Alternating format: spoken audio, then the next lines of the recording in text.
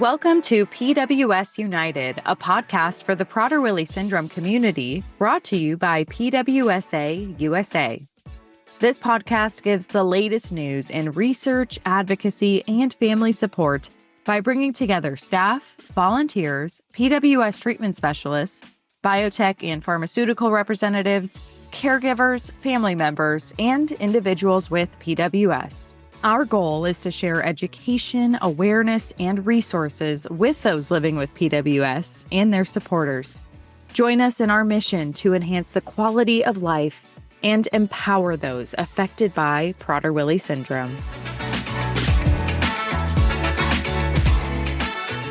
Hi, everyone. Welcome to another episode of PWS United. I am your co-host, Carrie Ilovich. And today, I'm actually doing the episode solo. My partner in crime, Annie, is at some appointments with her lovely daughter, Freya. And the other person who I would tap on to help with this, our amazing CEO, Stacey Ward, is at a much-deserved, much-needed vacation with her family. So you get me today, and I'm going to do everything I can to make this an enjoyable listen just with myself. So bear with me. Today, we'll be going through our Pulse newsletter, our volume 147 newsletter that went out on May 15th, also known as PWS Awareness Day. And before we get into the content, I want to make sure you all know to stick around to the end of the episode because we have another Voices on VYKAT segment. And to quote Annie, who did the edit on that, she says, "It's a good one." So stay tuned for that. As most of our listeners out there know, May 15th was PWS Awareness Day. To give a little bit of history on that, just in case you don't completely know where it came from or how it started. In 2023, U.S. Congressman Paul Tonko and Congresswoman Maria Elvira Salazar filed a joint resolution declaring May 15th, 2023, and every May 15th thereafter, Prader-Willi Syndrome Awareness Day in the United States of America. We are so grateful to these representatives and the hardworking advocates who helped see this vision of nationally recognized PWS awareness through Congress. Whether you bring awareness by telling a friend about PWS over a cup of coffee at your kitchen table, or by telling your story on a national stage, awareness is a critical step for our loved ones with PWS to be able to receive those valuable services, treatment options, recognition, and just overall acceptance. We do encourage our families to find a way to bring awareness to PWS in your own communities and in a way that feels comfortable for you and your family. If you're looking for ideas, because May is just halfway done, we still have several more days left in the month, you can visit our PWS Awareness Month hub to find a lot of resources there. We have PWS gear. We also have outreach ideas to tailor to your family's interests and so much more. And to learn more about the importance of PWS awareness and PWS Awareness Day, Annie put together a really wonderful blog article, which you can find in our show notes. And something else to help you raise awareness throughout May or throughout the entire year is our Spotlight on PWS, which I know we've talked about a lot on the podcast, but it is our PWS Resource Spotlight of the week. We want to hear your story, whether it's a success or a milestone you're celebrating, a challenge your loved one pushed through, or just an ordinary day. This space is for all of it. Spotlight on PWS is where families and individuals share their journeys, connect with others, and help spread, again, that important awareness of what life with PWS really looks like. Your story matters. Never forget that. You can share your spotlight on PWS by visiting the link in our show notes. We also have a few events and fundraisers that we wanted to spotlight that are happening this month. The first one is happening on Saturday, May 30th. It is Soleno Therapeutics PWS Community Day. This is happening at the Liberty Science Center in Jersey City, New Jersey, from 1 to 4 o'clock. This PWS Community Day offers a welcoming space for families to connect, recharge, learn, play, and create together. And we will have a link to RSVP, as well as a link to Soleno's flyer for this community day in our show notes. Another great event that's happening later this month is called Hummus and Watermelon. This is part of our United We Brunch campaign that was launched last year in recognition of PWS Awareness Month. And this specific event is hosted by mom, Sarah Kasabi. Her son, Khaled, lives with PWS. She's also our information and referral specialist at PWSA. We love Sarah so much. And her event, again, Hummus and Watermelon, is taking place May 31st from noon to 2 at the Countryside Community Church in Omaha, Nebraska. We will have a link to learn more about Sarah's great event and to register or to donate if you'd like in our show notes. And just a quick reminder, it is not too late to support our United in Action initiative, which was a fundraiser campaign specifically created by PWSA for the month of May. Its purpose is to bring people together to connect, share, and strengthen the support our community deserves, one state, one family, and one moment at a time. And you can learn more about that initiative in our show notes. Moving on to some advocacy news now, we had a very, very successful DC fly-in a couple weeks ago. PWSA USA and PWS advocates descended on Washington, D.C. between May 4th through 6th for our third fly-in event. Nearly 200 attendees, including PWS parents, caregivers, siblings, family members, industry partners, and individuals living with PWS, gathered to raise awareness during Awareness Month and advocate for change on Capitol Hill. Advocates spent Tuesday in a policy dive session where PWSA staff and some expert speakers talked through our 3 legislative asks to help attendees confidently present them to their members of Congress. And then on May 6th, we had our Hill Day, which was where attendees took those asks directly to Capitol Hill. The 3 legislative priorities this year were supporting funding and report language in fiscal year 2027 for the FDA Rare Disease Innovation Hub, the Genomic Answers for Children's Health Act, and the Keeping All Students Safe Act, otherwise known as CASA, which is protecting students from the harm of seclusion and restraint. While the focus for this event was on legislative policy and advocacy, it was also an incredible opportunity for PWS families from all over the country to meet with one another. Old friends enjoyed being together and new friendships were formed. This event is truly such a beautiful tribute to the power of advocacy when a community comes together.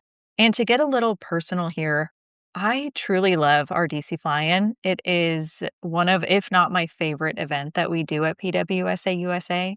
Watching our advocates, some who have been going to DC time after time, some people I talked to had been there on Capitol Hill advocating for change for our loved ones, 14, 15 plus times, to those who are there for their first ever time and are willing to step up and hit the ground running and be in these kind of intimidating meetings, at least to start. You definitely get the hang of it after a couple. But it is incredible to witness. They do such an amazing job. They really make sure that Prader-Willi syndrome is known. And we are such a force on Capitol Hill when we all go together and show up in this big group. Almost 200 of us was amazing to see. On our Hill Day, specifically, I bounce around. I get to bounce around from building to building because I'm our photographer and interviewer. So I get to go and see a lot of different groups meetings and sit in on them and take photos again and get some sound. And every time I would get into a new building, I would immediately see some of our advocates walking around. And I kept running into them all day. And it was just so awesome to see PWS represented on such a big scale. I'm so proud of everything that we accomplished, and especially to those families and individuals who went for the first time and really crushed it. They knocked it out of the park. So for those listening who are in attendance, be very proud of yourselves. That is, again, a scary thing maybe to do, but also to just take the time out of your life and show up and be there, not only for yourself and your loved one, but for the entire community, is something to, again, really be proud of. So thank you to everyone who was involved. And we look forward to sharing a lot more about the DC Fly-In. We're going to have a full recap of this event We'll have a photo gallery. We'll have a great recap video featuring individuals who were in attendance. And those will all be featured on our social media pages, in our special edition pulse at the end of this month, and on our PWS United podcast as well. So stay tuned for all of those great details. There is a really great upcoming webinar opportunity specifically for families of color in the Prader-Willi syndrome community. This webinar is hosted by the Colors of Hope PWS BIPOC Affinity Group, and the topic is advocating as a person of color in the rare disease space. This webinar is taking place on Thursday, May 28th at 8 o'clock Eastern, 5 o'clock Pacific. And families in attendance will hear from 2 veteran advocates about effective ways to advocate for your loved one in medical and school settings. You can find more details about this great opportunity at the link in our show notes. And you can also RSVP to attend the webinar by reaching out to bipocpws@gmail.com, and we will make sure to have that email linked in our show notes as well. In other advocacy news, we are excited to announce that Melanie Zellman, our own Director of Development, and mom to Josephine, who is 7 living with PWS, has officially been appointed by New Hampshire's governor to serve on the New Hampshire Rare Disease Advisory Council. This appointment came at the start of PWS Awareness Month, underscoring the importance of elevating lived experience and service-driven leadership within rare disease policy and advocacy efforts. Melanie also helped secure a proclamation from the governor proclaiming May as PWS Awareness Month. Melanie's been very busy doing a lot of great work for Awareness Month. Thank you, Mel. We are just so appreciative to everyone who is going out and getting proclamations. If you have any that you've secured in your city, your state, please email them to us. We would love to spotlight this. You can email communications@pwsausa.org. I will make sure to have that email linked in the show notes as well. And also in the show notes, you can find more details about Melanie's appointment to the Rare Disease Advisory Council and how you yourself can receive a proclamation in your city or state. Now for some family support news. On May 3rd, the PWS Roadshow arrived in Bellingham, Washington, hosting a landmark gathering for families impacted by PWS. The event served as both a resource hub and a foundational community event, bringing together 8 families to share experiences and access specialized support for our rare genetic disorder. For many in attendance, the day was defined by a sense of profound discovery. One participant in her 30s noted that until this event, she had never met another individual living with PWS, and that is why these in-person events are so powerful and important. The personal breakthroughs made at this event underscore the PWS Roadshow's mission, which is ensuring that no family or individual faces the complexities of Prader-Willi syndrome in isolation. We have a great blog around this as well for everyone to go and read. You can find that in our show notes. And there you'll also find more PWS Roadshow events that are scheduled in various locations in the Pacific Northwest. You'll be able to learn more about these events and then where and when the events are happening. Our Ask Nurse Lynn of the week focuses on recurring urinary tract infections, or UTIs. The question we received is on behalf of a female who is 2.5 years old with an unknown subtype, and the question shared was, "My daughter keeps having recurrent UTIs. She is scheduled for a test which involves pushing iodine through a catheter and watching an ultrasound to see how everything is functioning. Is there anything else I should let the urologist know pertaining to PWS?" And as always, Lynn had a great response to this. We will have her response in our show notes. And while you're there, feel free to submit your own non-emergency medical question about Prader-Willi syndrome. Moving on to research now, PWSA received information from Aardvark Therapeutics last week that the FDA has placed a clinical hold on ARD-101, which is the investigational drug being studied in the HERO trial for hyperphagia in individuals with PWS. So this means that all ongoing studies for the drug have been temporarily paused while data is reviewed. Aardvark Therapeutics has stated that patient safety is their top priority and that they are actively working with the FDA on next steps. As part of that process, the company plans to unblind the study, which means that they will review which participants received ARD 101 versus a placebo to fully assess the data and then determine a path forward. We will absolutely continue to share more information about this as it becomes available, but for now, you can read Aardvark's full press release at the link in our show notes. PWSA, in partnership with the Endocrine Society and Medscape Education, is excited to share a free online continuing education activity for endocrinologists, pediatricians, psychiatrists, medical geneticists, primary care physicians, physician assistants, and nurse practitioners in the United States. This activity offers a free CME and helps improve understanding and care for individuals with PWS and their families. We have a link in our show notes to learn more about this and to find out how you can participate in the missing piece in the Prader-Willi puzzle, optimizing transitions of care and patient quality of life. We are encouraging families to participate in a play intervention study. The study is called Pretend, and it is a direct in-home play intervention for young children with PWS. So who can participate in this? Families who have a child between the ages of 3 and 7 living with PWS, and an individual who can be trained as a facilitator to administer this 9-week play intervention in person. And then what does participation involve? It involves completing an online training course for play facilitators and a 9-week play intervention with the child and parent. Families and play facilitators will be compensated for their participation in this study, and you can email any questions to neurodevelopmentresearchlab@gmail.com.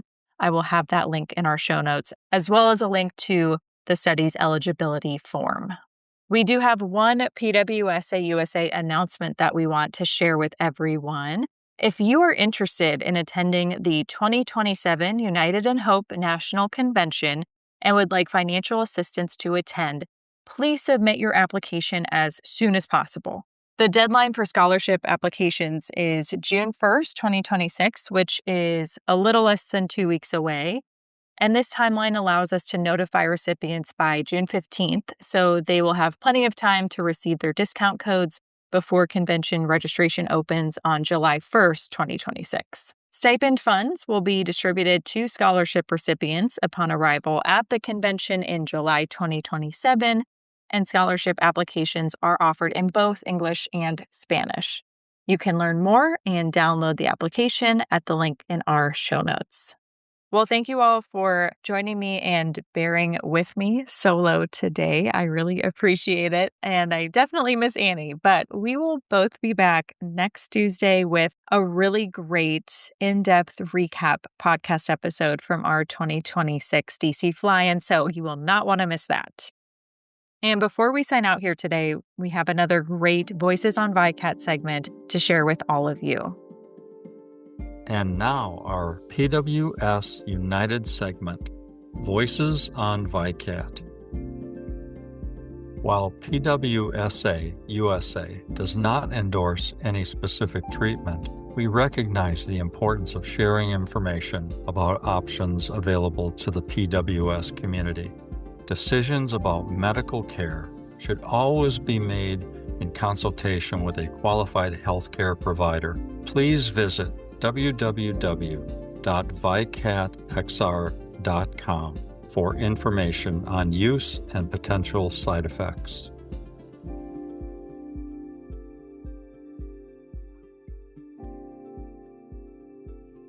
I am Amy Avert, and I'm here with my husband, Chris Avert. Hello. And we are the parents of 2 lovely little girls, Hattie, who is 9 years old, and Esme, who is 7, almost 8, living with Prader-Willi syndrome.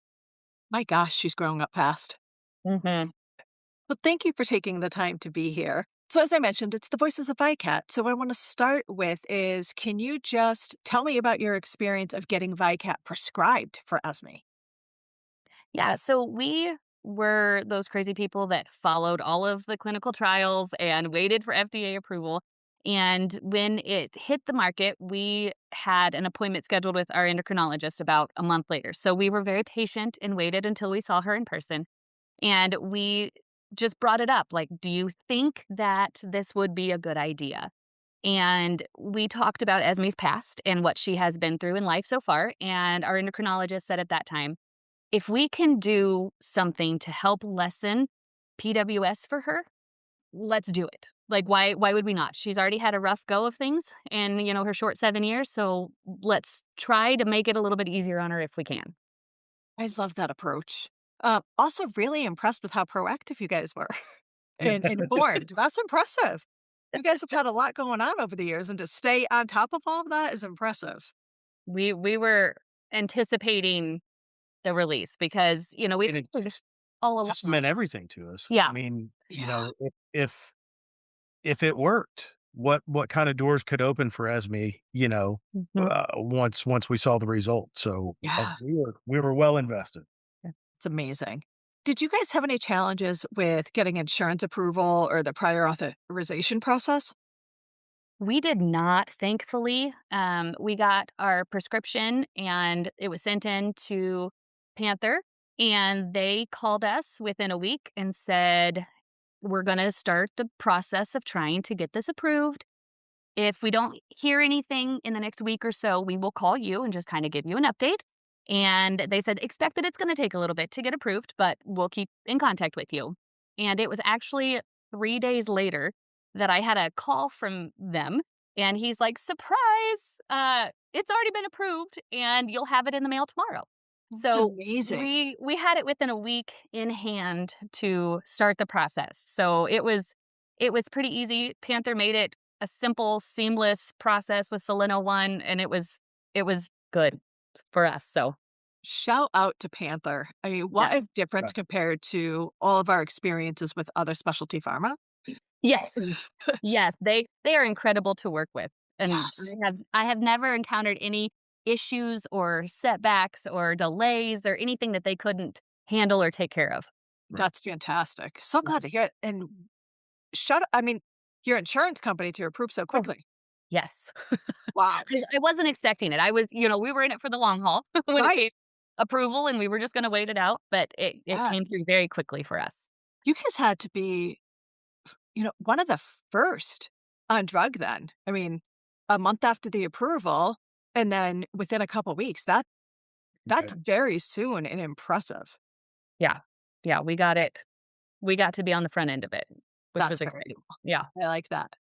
How has the titration up been for you guys? Did you experience any challenges around going from one dosage to another?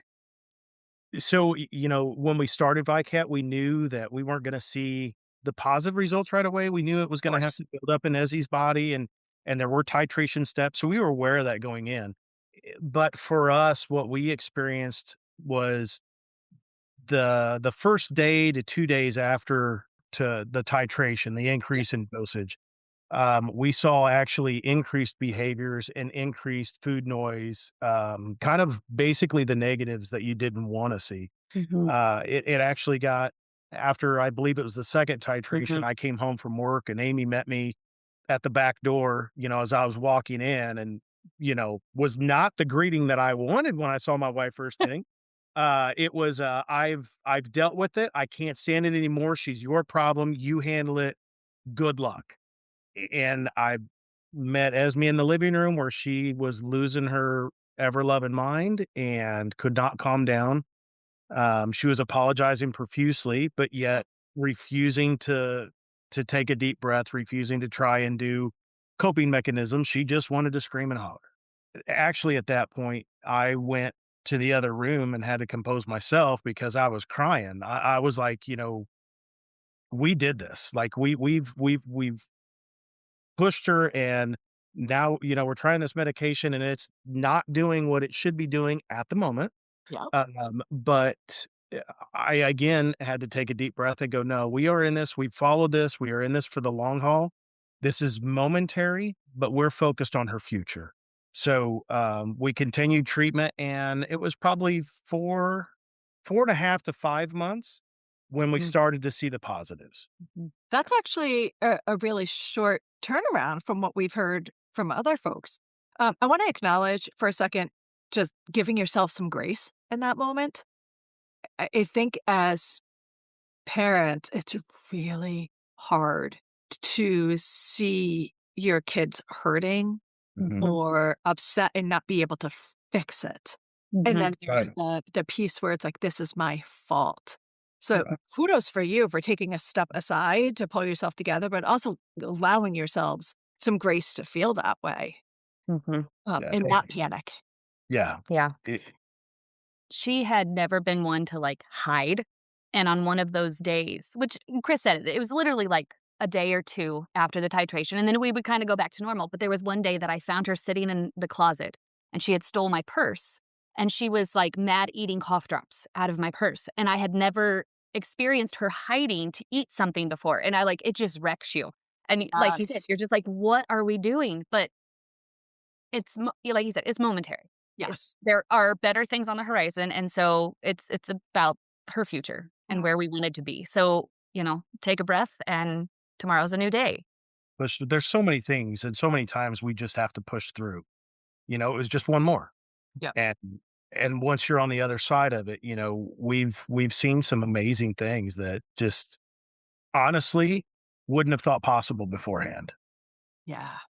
I think so many parents who've been in your situation like that, I've been reading in some of the online groups where they decide to go off drug in that moment.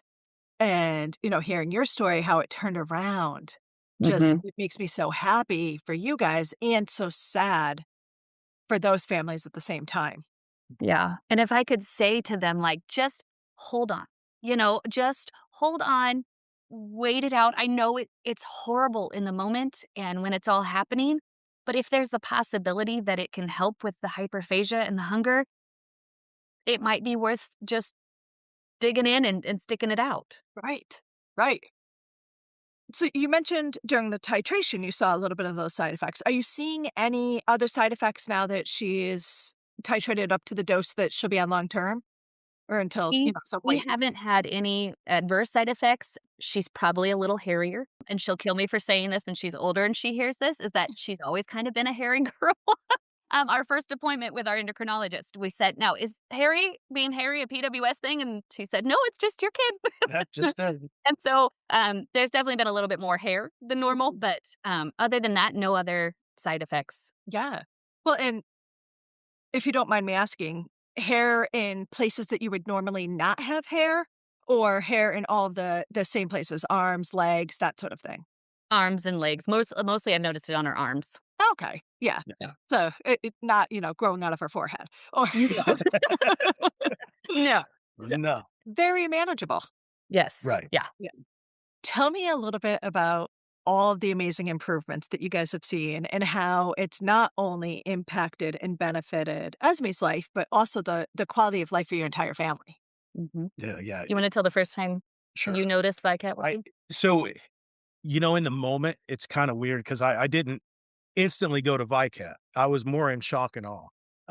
But one of our habits is if we go out to dinner and the salads come, there tends to always be tomatoes on the salad, and Esme loves tomatoes. So we always figure that into her vegetable intake for the meal, and she can have our tomatoes off the salad. She has never refused them that I can remember. Amy was out of town and we had gone to dinner with a couple of friends. My salad came and I said, "Hey, Esme, do you want my tomatoes?" And she actually stopped what she was doing, looked up and said, "No, I'm okay." And I was taken back and I looked at our friends and I'm like, "Okay, normally when a behavior that we're used to doesn't happen, she's getting sick." But she was not at all sick. And I had to call Amy and tell her, "Hey, just so you know, keep an eye out, but Esme did not want my tomatoes tonight. I'm not sure what's going on." And Amy's first reaction was unlike mine, and she said, Do you think VYKAT's working? Yeah.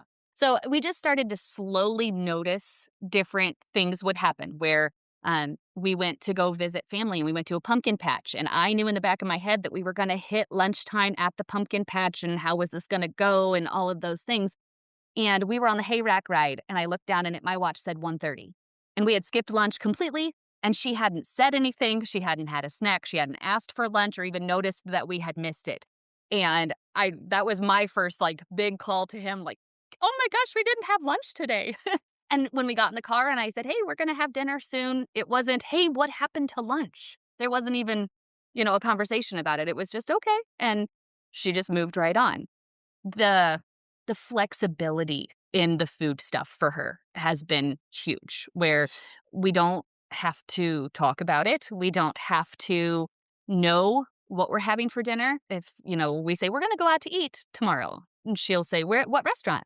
I'm like, "I don't know yet." I think she's more concerned with who's gonna go Who's gonna go with us? Yeah. Yeah. Yeah. And, she'll say, "Well, where are we going?" I was like, "I don't know yet." And then she's like, "Okay." And we can just move on. And we don't have to ruminate on the fact that we're going out to eat and we don't know where we're going and what we will eat. So there's just a lot more flexibility. We don't talk about food as much. We don't think about food as much, Right. nearly at all. Can I brag about what just happened? Oh, sure. Go ahead. Okay. Please. So this blows me away. This is amazing. But Esme has had some issues. Thought that maybe she had celiac or something else going on with her colon, small intestine, whatever. So we had to go in for an endoscopy and a colonoscopy. And in doing so, we have in the past had clean out sessions with her where we're in the hospital for multiple days.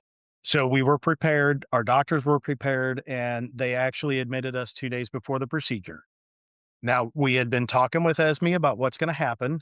We knew she was going to have to go off food and they were going to just do everything through an NG tube, which, as a baby, she had a G button, but never a tube. So she didn't have it through her nose. So that was going to be new.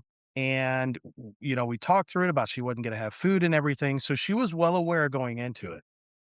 Fast forward to our hospital stay, we get checked in and her last meal was on Saturday at lunch Mhm. and she didn't get to eat food again Mhm. until 5 PM ish on Monday. So Mhm. she went all afternoon Saturday, Saturday night, or Yeah. And all day Sunday and all day and Sunday. most of the day Monday without any food. And she only had broth. And on Uh, Saturday at mhm. lunch, this is what Mhm. blew me away is, we knew she hadn't had any lunch and we were just kind of waiting. It was like for that other shoe to drop, right? Like, when is this going to be her comment? When is she going to start saying, I'm starving? When am I going to eat? Right. And when we mentioned it was getting to be lunchtime, we needed to go, and have lunch. She's like, I don't want lunch. I'm good. I don't need Mhm. lunch. Mhm. And And That's it's we asked incredible. the second time about an hour later, and then she got mad at us. She's like, "I say I don't want lunch." Like, Love that. "Okay, we won't make you." But I yeah, mean, we that's a said multiple times, like, "I can't imagine this hospital stay without VYKAT." What would it have looked like if she hadn't been on VYKAT? what an incredible experience. I'm thinking if that were me for Right, right. those days, I right. would be miserable and Yes, hungry and annoyed and irritable. I would not be a pleasant patient. But right. put PWS and hyperphagia on top of that, and for her to just manage it and roll with it is incredible. Yeah. I want to go back to the two stories that you guys both shared about those little things. I Mhm. think what I've observed and heard from families is very often they are thinking that hyperphagia is the big things versus these little, and it's Mhm. not little by any means, but they overlook these types of things and the impact that they have. So I really appreciate you guys calling those out and recognizing that that's a benefit of the VICAT and different than what you experienced prior to VICAT. Mhm. Mhm. For sure.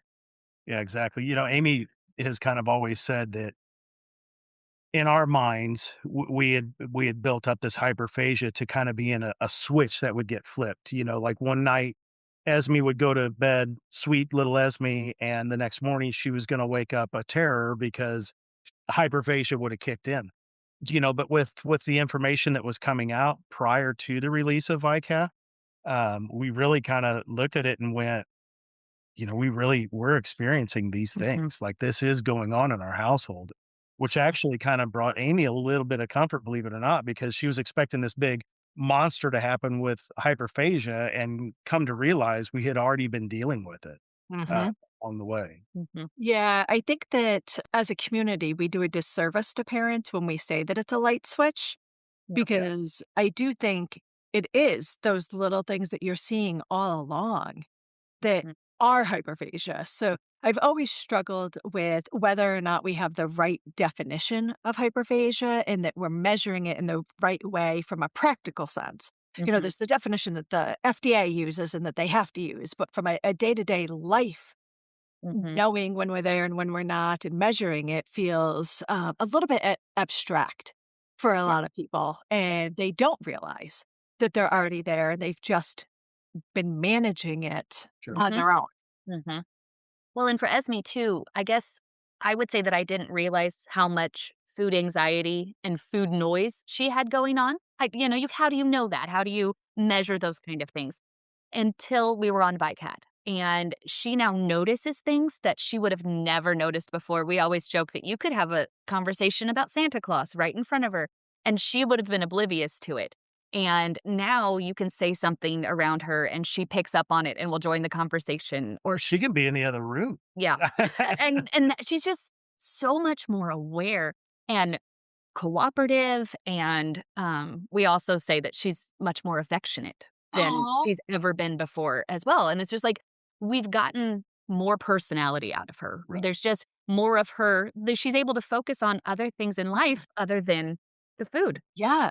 Have you guys seen a notice in her ability to attend in school and really pay attention and learn? Yes, I it has been and you say that, and we used to get papers that came home all the time that would be like, "She decided not to do this today," or "She couldn't focus on this, so please do it at home." And it's been I don't think since Christmas we've had anything that has come home that has said, "Hey, can you please work on this with her?" So she's able I to just focus in general. I love that. I love that we're learning about benefits that we weren't measuring as part of the endpoints. Right, Right. But right. again, it goes back to just improving her quality of life. Mhm. What would you say have been quality of life improvements for you guys and for Hattie? There's a lot of doctor's appointments that you're always gonna have. There's specialists to go and see, and with that, there's travel. Yes. And travel a lot of times can be scary, but not that long ago, we were headed out, we were flying. The flight got canceled as we were at the airport. So then it was a scramble to try and get a new flight and end up where we needed to go. Long story short, we didn't end up anywhere near food for lunchtime. And by the time we did get somewhere, it was about 9:30 at night Mhm. before we even had dinner. Ugh. Again, on VICAT, and there was no fussing, there was no arguing.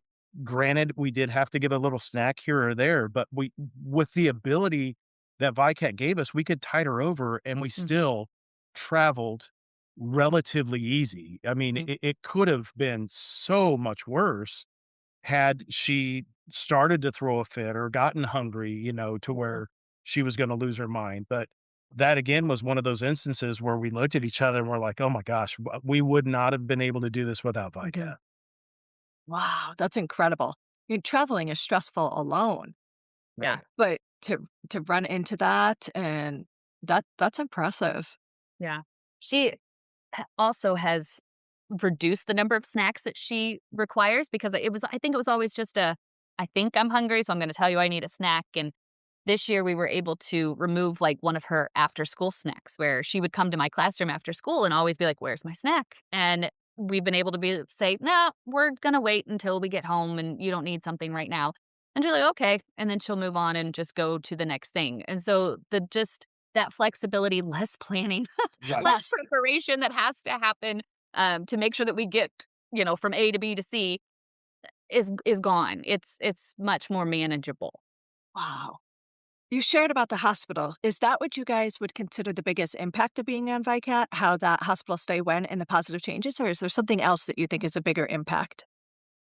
I think just the overall flexibility and the Right. the ability to do the travel and the hospital stays, and if things go awry, it's not It's like not worst case scenario and we're not gonna make it and we might as well just scrap the whole thing and forget it, where now we know that we can push her more than we've ever been able to push her before, and we don't have to have, plan A, B, C, and D, and mom doesn't have to be prepped to the hilt to be able to do the things. Like, we can do it with plan A and plan B, and move on.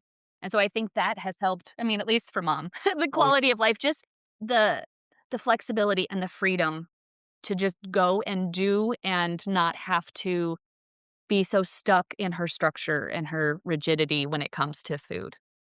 and I think, without that, the food noise, she's Mhm. I guess we kinda say it as she's more Esme, Yeah. right? Like, her personality really does come Yeah. through. She's pretty infectious to be around. She can make some of the goofiest faces and eye rolls, and, like, she always is wanting to engage with those around her, Mhm. and Mhm. it's just that's been a kind of a bright spot for me, I guess, is just to see her flourish, right? Not to be pulled down by PWS, but to be able to overcome and rise above is Yeah. exactly what daddy wants to see. That just gave me chills. Yeah, I think a lot from my perspective as a behavior analyst, I always go to, like, skill building, and I can't help but think, like, when you don't have all of that food noise, it opens up your brain to learn all of these new skills and new fun things and interact with your environment differently, and essentially, you become a different person Mhm. Right. as a result, and Yeah. what a gift. Yeah. Oh, She has a friend over right now, actually, and when he walked in the door, he said, "We made a super secret play date plan." And Esme goes, "Don't tell my mom, it's a secret." And they got up and walked out of the room, and I was like, I love it. I love, Yes, like, those things didn't happen before. She wouldn't have, and so right. it's just it's so cool. That is so awesome.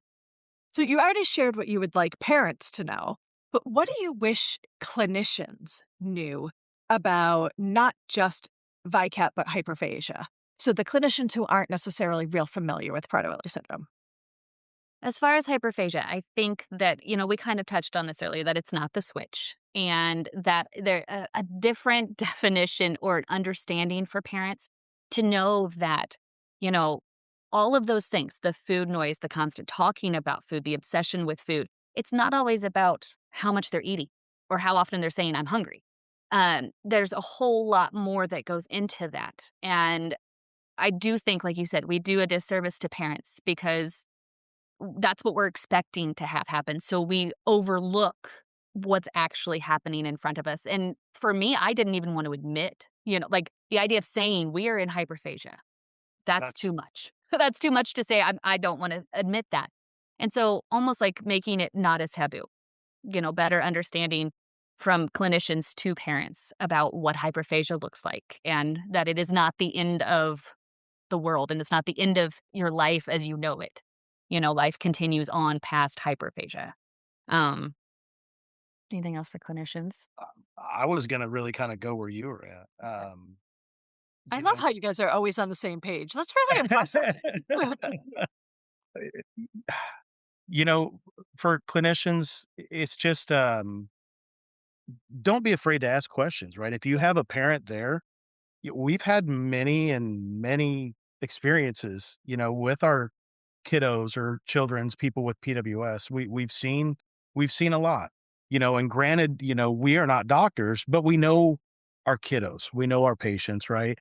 We actually at the last hospital stay had a run in with a doctor, and it wasn't, you know, we weren't being rude or anything, but like again, you do have to advocate. We have to advocate for our kiddos all the time, whether it's at school or with a doctor or Like, friends or any kind of social standing. Sometimes you just have to advocate, right? And so we found ourselves advocating for our daughter, and it was kind of funny because mhm. I believe the doctor's comment was, "Well, you might know more about PWS than I do, but." Might? And That's what we said. that's where it Yeah. runs, right? Like, So, as the clinician, just knowing what you don't know, or being aware of what you don't know and being okay in that spot and saying, "I don't know, but let me find out for you," instead of, false information or old information even right. that is still being handed out. Yeah, it really still saddens me that we have so many clinicians who fail to recognize that parents truly are the expert in PWS when they step into an appointment room, a doctor's office, a hospital. And in a lot of cases, that includes with our experts. Mhm. They know a lot of the research, they know what's written down, but the day to day lives, unless you're, some of our clinicians who are a little bit closer to the day-to-day lives and have a different kind of relationship with families, you're not experiencing what it really looks like and feels like the way families are. And that is critical when we start talking about treatment or how we're going to respond to a medical situation. Yeah. Right. Yeah. Is there anything else that you guys would like to share about your journey with VYKAT? I'm just grateful that it's an option. Oh, yeah. I heard somebody say that it's not a cure for hyperphagia, but it is a tool in our toolbox, and it has been a very handy one for us. And I'm so thankful that it's an option for us. Me too. We've talked, like kind of our story with Esme, but in the beginning, when we got the diagnosis of PWS, again, we had no idea what it was or what it would look like. So when you do start to do a little bit of research or look into it, it looks very scary. And as a loving daddy, I always think about or dream about what my girls' futures could look like, right? Like we don't want to hold them back from anything. I want the sky to be the limit. That's, where I'm at. And you get that PWS diagnosis and you start to kind of feel some doors close, right? And the future starts to get really blurry and murky and you can't really see what it's going to be. Um, with VYKAT, it, it really feels like the doors are opening back up. Esme has always said that when she gets older, when she grows up, she wants to be a chef. And, before VYKAT, that was probably the furthest thing from a possibility. Mhm. But now, like we could actually be raising a future chef. Who knows? Well, I'm getting a bit emotional. I'm sorry. That's incredible. I hadn't considered previously how this can change the future. Yeah. And the opportunities. Like I'm thinking present life. Wow. That's incredible.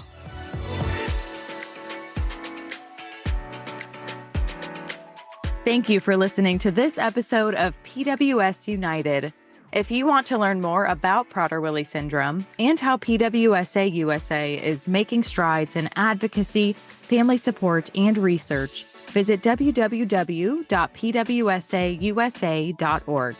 And while you're there, we encourage you to sign up for our Pulse email newsletter to stay informed about the latest news, resources, and events.